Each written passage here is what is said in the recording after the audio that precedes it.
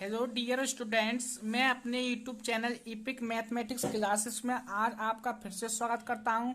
Students, जैसा कि मेरा बीएससी सेकंड ईयर का सेकंड बुक चल रही थी differential equation and integral transform, उसका मेरा चैप्टर नंबर सीरीज सॉल्यूशन चल जाता है। स्टूडेंट, मैंने चैप्टर नंबर सीरीज सॉल्यूशन पर अपने 2 वीडियो अपलोड कर चुके हैं।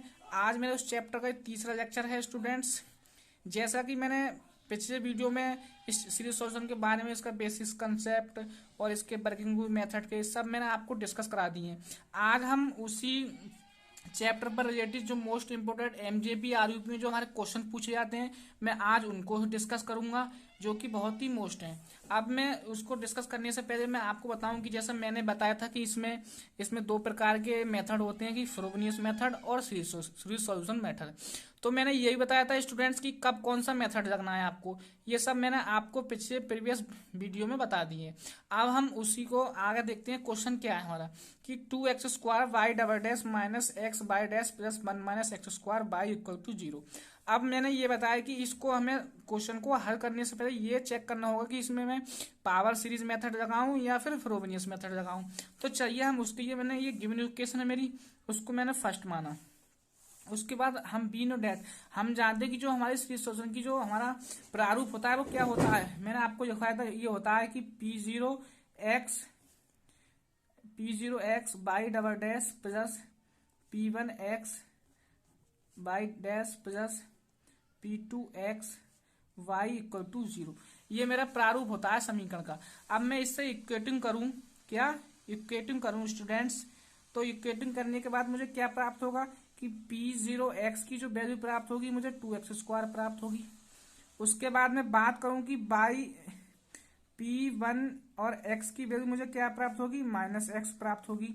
उसी तरह मैं आपसे पूछूं कि P2x की वैल्यू क्या प्राप्त होगी, तो आप बताओगे 1 माइनस x²। ये हो गई। अब मुझे इसे चेक करने के लिए मुझे क्या करना होगा, चलिए। अब मैंने बताया कि एट आपको x इक्वल टू 0 पर ही चेक करना होता है प्रत्येक क्वेश्चन। ये मैंने पिछले लेक्चर में आपको सब बताया कि किस तरह करना है। तो मान लीजिए मैं इस P0 में रखता हूँ x की जगह 0, तो मेरा क्या आएगा 2 और 0 इक्वल टू 2। यानी कि जो मेरा जो P0 की जो वैल्यू आ गई वो 0 आ गई। जब मैंने बताया था कि जब P0 की वैल्यू आपकी 0 आए तो जो आपका जो पॉइंट होगा वो क्या होगा, सिंगुलर पॉइंट होगा। तो आप लिखोगे कि एट x इक्वल टू 0 पर सिंगुलर पॉइंट है मेरा, क्या सिंगुलर पॉइंट, सिंगुलर पॉइंट ये है। अब मैंने आपको बताया था कि स्टूडेंट जो मेरा सिंगुलर पॉइंट होता है वो भी 2 प्रकार का होता है, क्या रेगुलर सिंगुलर पॉइंट और इर्रेगुलर सिंगुलर पॉइंट। तो मुझे रेगुलर सिंगुलर पॉइंट चेक करने की उसकी लिमिट चेक करनी पड़ेगी, वो क्या होती है, चलिए मैं उनको बताता हूँ। अब मैं limit x tend to 0 x into P1x, मुझे ये चेक करना होगा। तो देखिए क्या, limit x tend to 0 x P1x की वैल्यू मेरी क्या आई है, -x, ये आई है। तो मेरा जो कुछ मिला क्या आएगा, 0 आ जाएगा। उसी तरह मैं बात करूं कि limit x tend to 0 x² into P2x, तो मेरा क्या आएगा बताइए। अब देखो, मुझे P1x की वैल्यू निकालनी है। एक मिनट, यहाँ पर थोड़ा मिस्टेक हो गई। तो P1x की वैल्यू मुझे क्या होता है कि जो 2x² जो इसके अपॉन में आएगा, तो -x/2x², ये आ जाएगा। अब एक x से एक x कैंसिल आउट, तब मेरा तब भी क्या आएगा, 0 आएगा। ठीक है, ये आएगा। अब मैं करता हूँ ये P2x की वैल्यू, तब क्या आएगा मेरा लिमिट x टेंड टू 0। अब मेरा x² आई है, x² इंटू P2 की वैल्यू क्या आएगी, 1 minus x² upon 2x²। x² से x² cancel out equal to क्या, 1 आ गया, जो कि मेरी फाइनाइट वैल्यू है। फाइनाइट जो मैंने आपको सब बताया है। तो मैंने बताया कि जब लिमिट चेक करते हैं कि P2x1 जो मेरा P1x होता है वो क्या होता है, ये P0x जो है उससे हम पूरी इक्वेशन में भाग कर देते हैं, क्योंकि यहाँ पर जो मेरा वैल्यू उसकी 1 होनी चाहिए। मैंने आपको ये पिछले लेक्चर में सब बताया कैसे निकालते हैं। तो अगर मेरी लिमिट, दोनों लिमिट मान लीजिए फाइनाइट वैल्यू आती है, तब मेरा जो पॉइंट होगा वो क्या होगा, रेगुलर सिंगुलर पॉइंट होगा। तो आप यहाँ पे लिखोगे at x equal to 0 regular singular point, regular singular point, ये मेरा हो गया। देन तब मुझे इसका सॉल्यूशन दो होगा, तो लिखेंगे देन दी गिवन इक्वेशन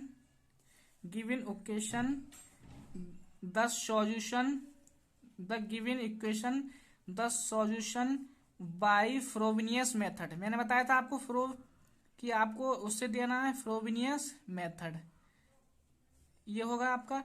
अब जेड, इसमें आपको जेड मानना पड़ेगा क्या, y equal to summation m equal to 0 infinite c m into x की पावर k प्लस एम।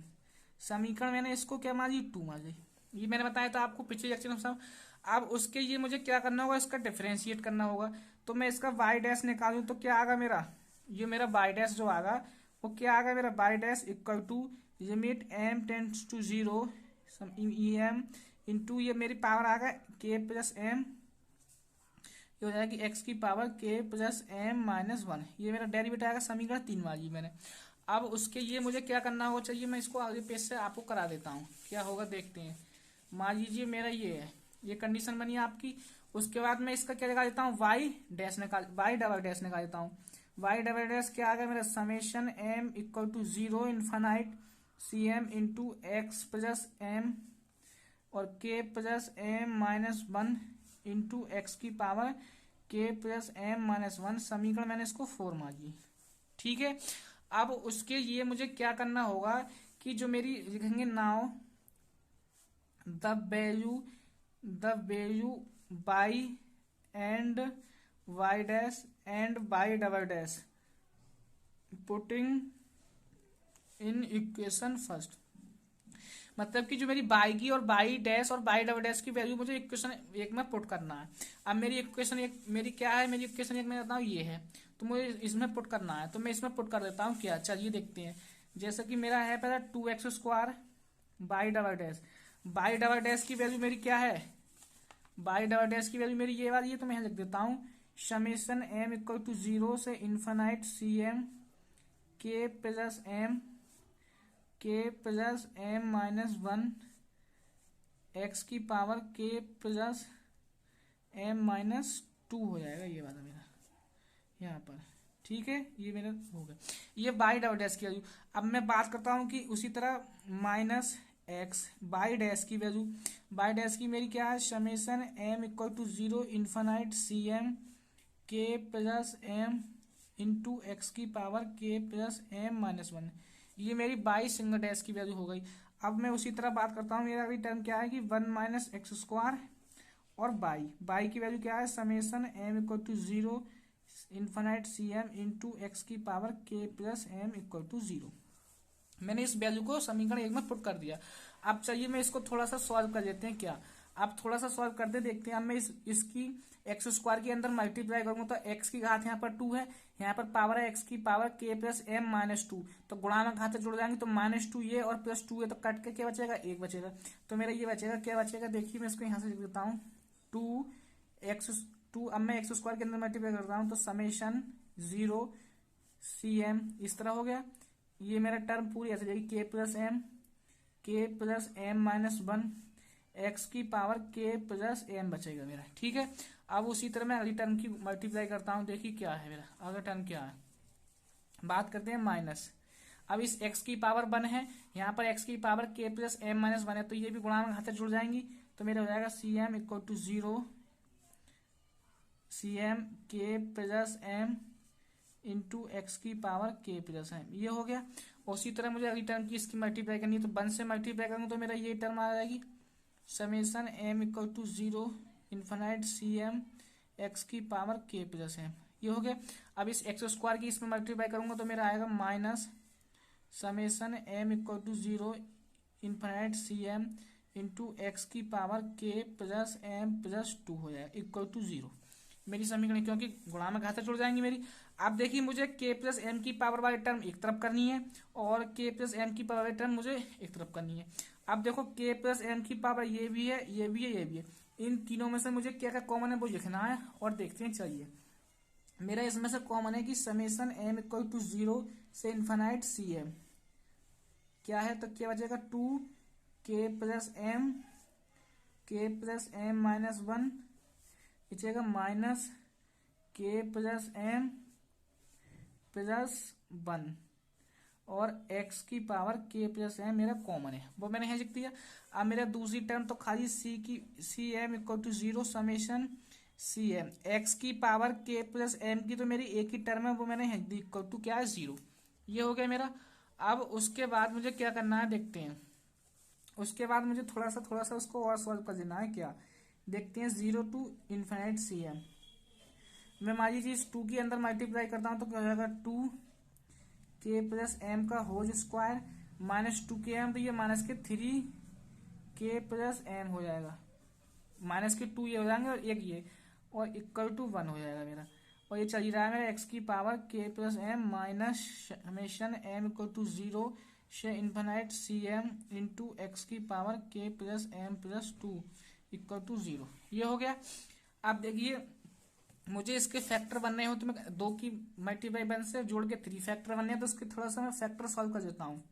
क्या इसके मैं फैक्टर सॉल्व कर देता हूँ।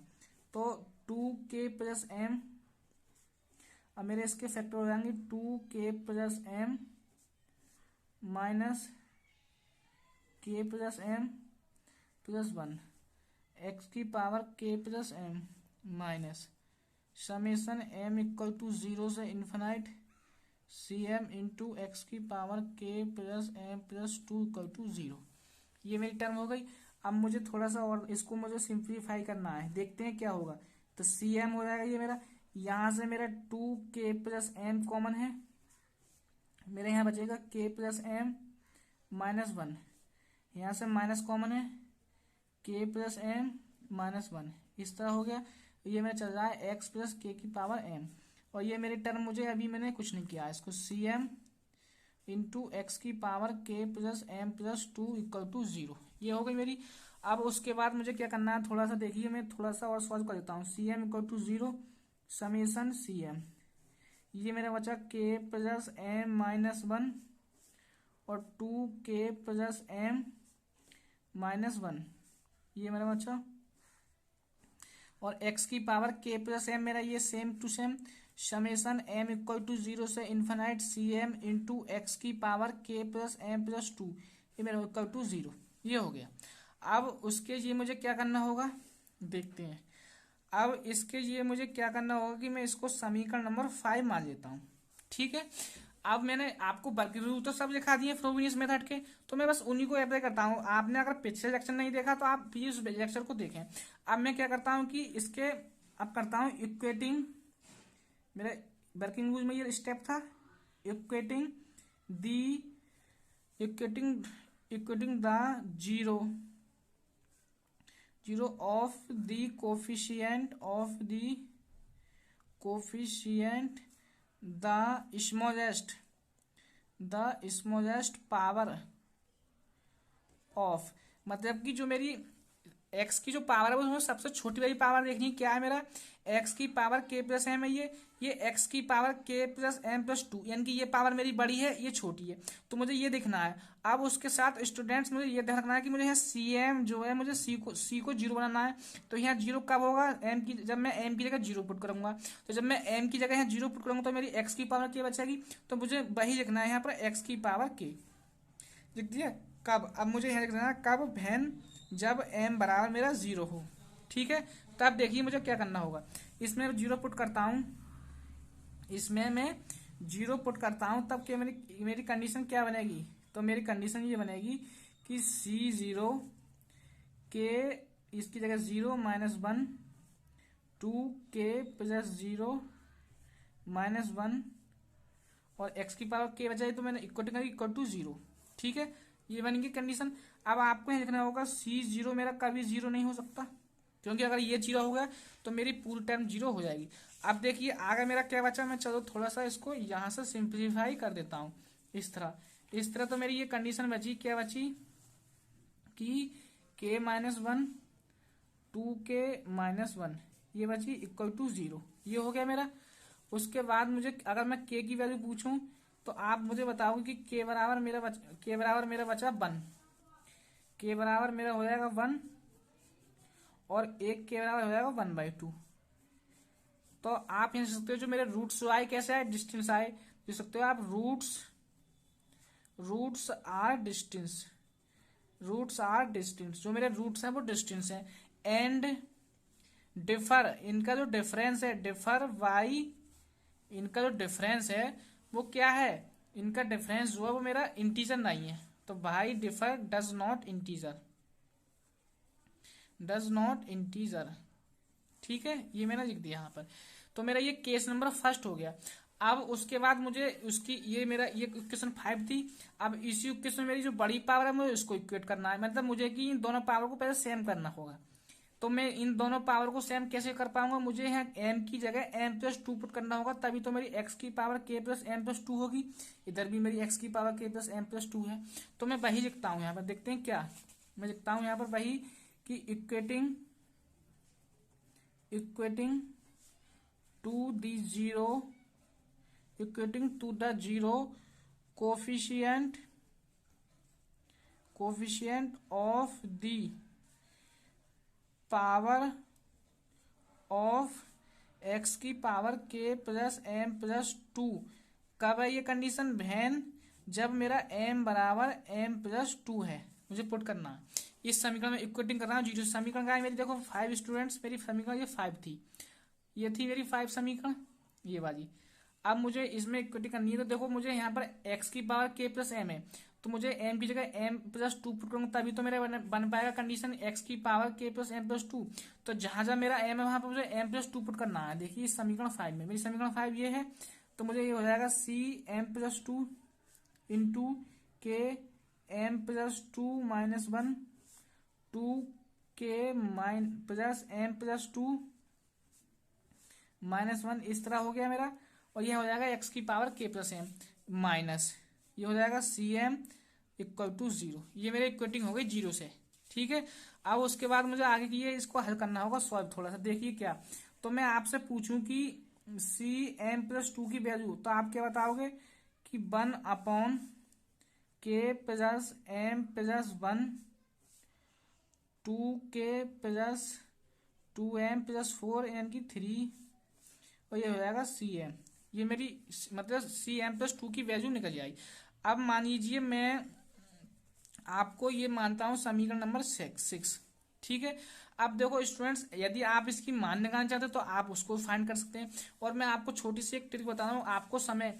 देखिए मेरा ये समीकरण नंबर 5 जो है, इसमें क्या है, मेरी जो पावर जो थी x की पावर k+m, x की पावर k+m+2, इन पावर का आप डिफरेंस कीजिए। यदि इन पावर का डिफरेंस आपका 2 आता है स्टूडेंट्स, तब आपकी जो ऑड वैल्यू जो होंगी वो सब जीरो हो जाएंगी। चाहे तो आप इसमें से निकाल के देखिए, तब भी आपकी ऑड जीरो है। लेकिन आपको समय बचाने के लिए आप यहाँ लिख सकते हो, क्या लिख सकते हो, फॉर, आप लिख सकते हो यहाँ पर for in equation 5 all, in equation 5 लिखेंगे आप difference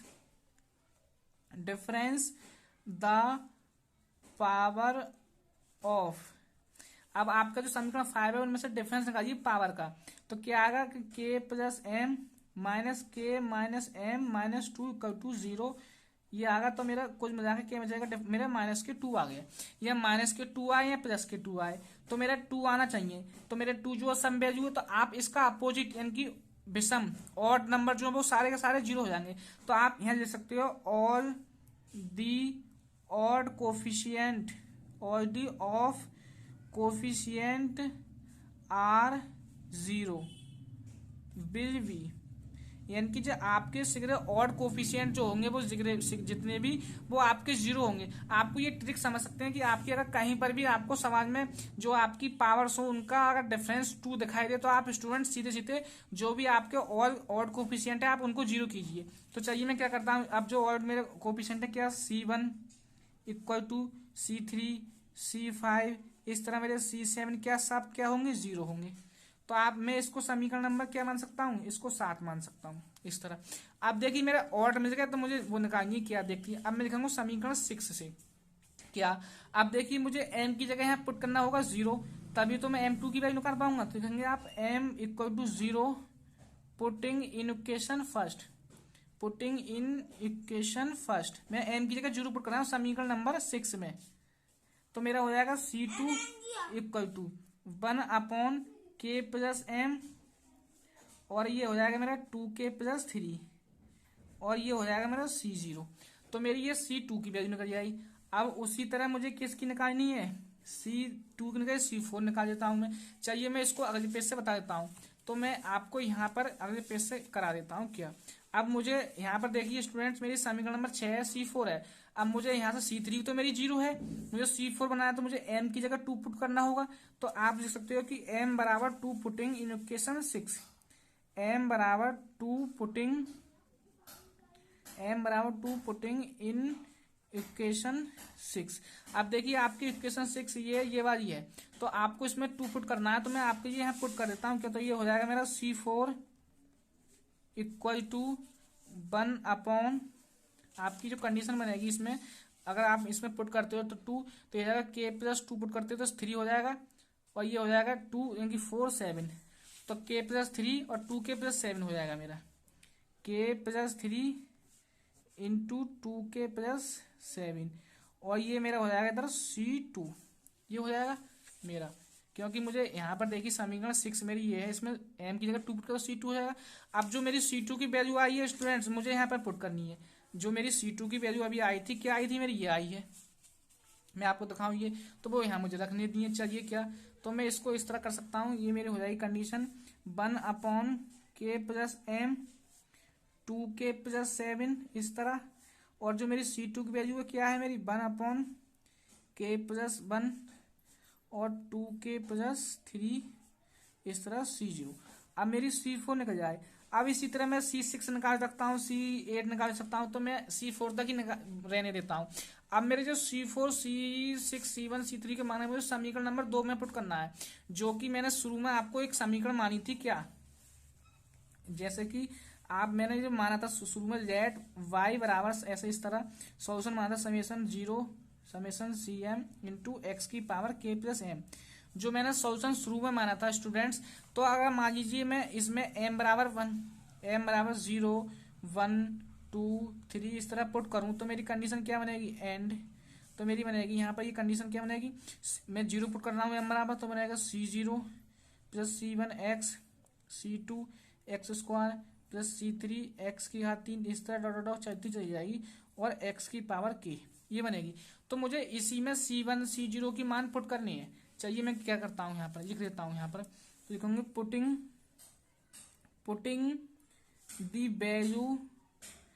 the value of C1 C2 C3 and C4। जो C1 C3 की वैल्यू मुझे इस समीकरण में पुट करनी है, जो कि मैंने यहाँ पर लिखी है। तो मेरा क्या होगा, y बराबर x की power k C0 plus C1x, C1 का मान कितना है 0 है मेरा, तो 0 हो जाएगा, और C2x, C2 का मान मेरा कितना आया था, जैसे कि मैं आपको दिखा दूं, C2 का मान मेरा ये आया था, तो मैं ये पुट कर रहा हूँ। तो देखिए हो जाएगा 1 अपॉन k प्लस 1 और 2k प्लस 3, ये किसका मान है C2 का, और C0 एक्स स्क्वायर। उसी तरह मैं C3 की बात करूँ, C3 का मेरा 0 है, उसी तरह C4 की मेरी वैल्यू क्या आई थी, मैं आपको बताऊँ, ये आई थी। मुझे C4 की वैल्यू पुट करनी है, क्या हो जाएगी C4 की, इस तरह लिख देता हूँ, k प्लस 3 2k प्लस 7, ये मेरी C4 की वैल्यू है, k प्लस 1 और 2k प्लस 3 इस तरह ये हो गई इंटू एक्स की पावर 4 C0। इसी तरह ये मेरी आगे की वैल्यू चलती चली जाएंगी इन्फिनाइट टर्म तक इस तरह। तो मेरी ये समीकरण होगी। अब मुझे क्या करना है, इसमें से C0 जो है मैं कॉमन ले सकता हूँ बाहर की ओर, क्या कि C0 एक्स की पावर k मेरा कॉमन लीजिए, तो मेरे बचा 1 plus x square k plus 1 और 2k प्लस 3, ये हो गया मेरा, प्लस एक्स की power 4 k plus 3 2k plus 7 और k प्लस 1 हो गया मेरा, ये 2k प्लस 3 हो गया इस तरह, और आगे चलते चल जाएगा इनफाइनाइट तक। ये हो गया, इसको मैं समीकरण नंबर कितनी मान लेता हूँ, 8 मान लेता हूँ। अब मुझे क्या करना होगा, जो मेरे रूट्स आए थे, k की वैल्यू आई थी, वो मुझे इसमें पुट करनी है। जैसा कि मैं आपको बताऊँ k की मेरी वैल्यू कौन कौन सी आई थी, मेरी एक वैल्यू आई थी k की 1, एक आई थी 1/2। तो मैं सबसे पहले k बराबर 1 पुट करता हूँ समीकरण नंबर 8 में। तो देखिए क्या करते हैं हम, चलिए मैं इसको लिख देता हूँ, क्या k बराबर 1 पुटिंग इन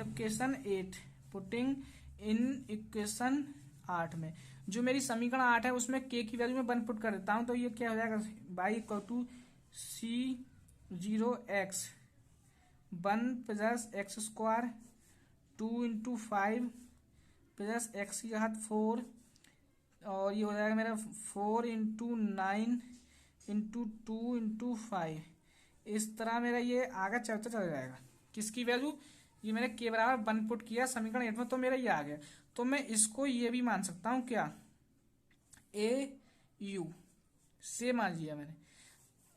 भेयर भेयर मेरा जो यहाँ पर यू जो है, और क्योंकि मैंने एंड है सकता हूँ मैं इस तरह, एंड C0 को रिप्लेसिंग कर रहा हूँ, मतलब मेरा कांस्टेंट है C0 रिप्लेसिंग ए, मतलब मेरा जो C0 कांस्टेंट था मैंने उसको रिप्लेस कर दिया ए से।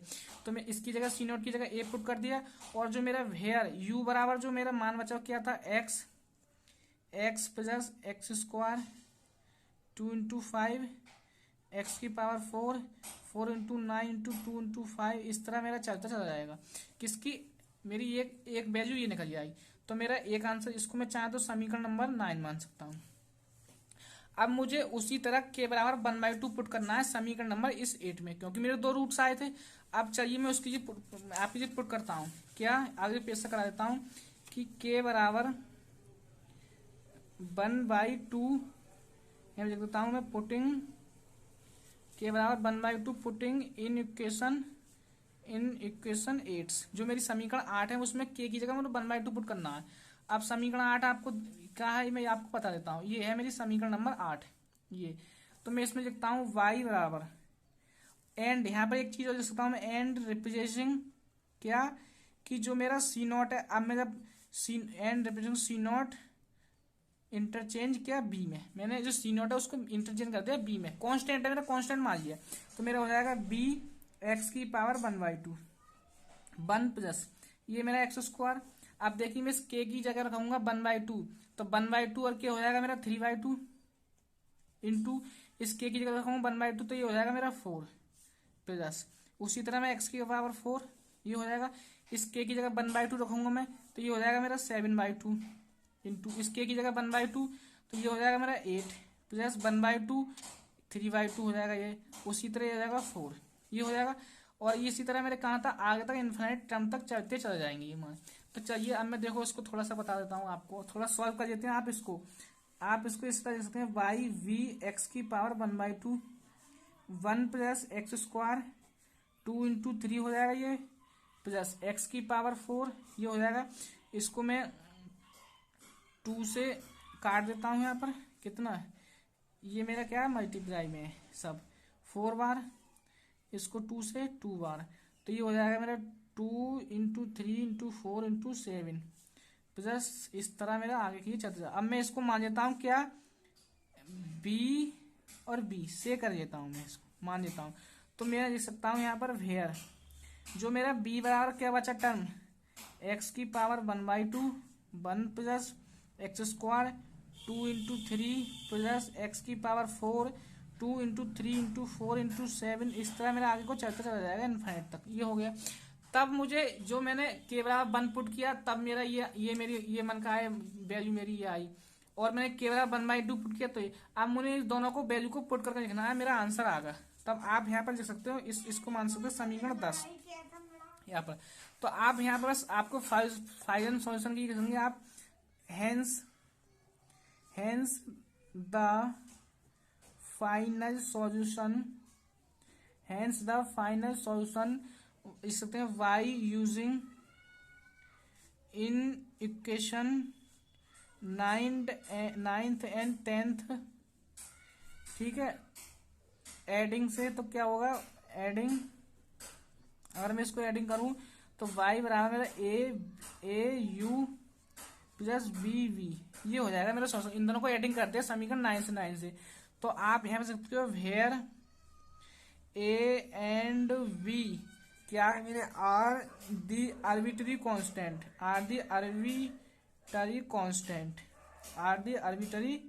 कांस्टेंट, मतलब कि स्टूडेंट्स जो मैंने आपको सवाल बताया उसको समीकरण नंबर मेरी 10th ये थी इसकी यूजिंग से, और समीकरण नंबर 9th में आपको दिखा देता हूँ मेरी ये थी। अगर इन दोनों को हम ऐड करते तो आपका जो ऐड करके जो आंसर होगा वही मेरा क्या होगा फाइनल सॉल्यूशन होगा। तो स्टूडेंट्स आई होप कि मैं आपको आशा करता हूँ कि आपको ये मेरा फ्रोबेनियस मेथड समझ में आया होगा, और आपने यदि मेरा पिछला लेक्चर नहीं देखा है कि वर्किंग रूल क्या है, इसको हम किस तरह चेक करते हैं स्टूडेंट, तो आपको ये सब देखना होगा, और आपको मैंने बहुत ही सिंपल तरीके से बताया है। तो स्टूडेंट्स मैं इससे अगले लेक्चर में और एक इम्पोर्टेंट क्वेश्चन लेने वाला हूँ, तो इस लेक्चर को मैं स्टूडेंट्स मैं आशा करता हूं कि आपको ये मेरा वीडियो पसंद आया होगा। I hope. जय हिंद, वंदे मातरम। Thank you for watching video.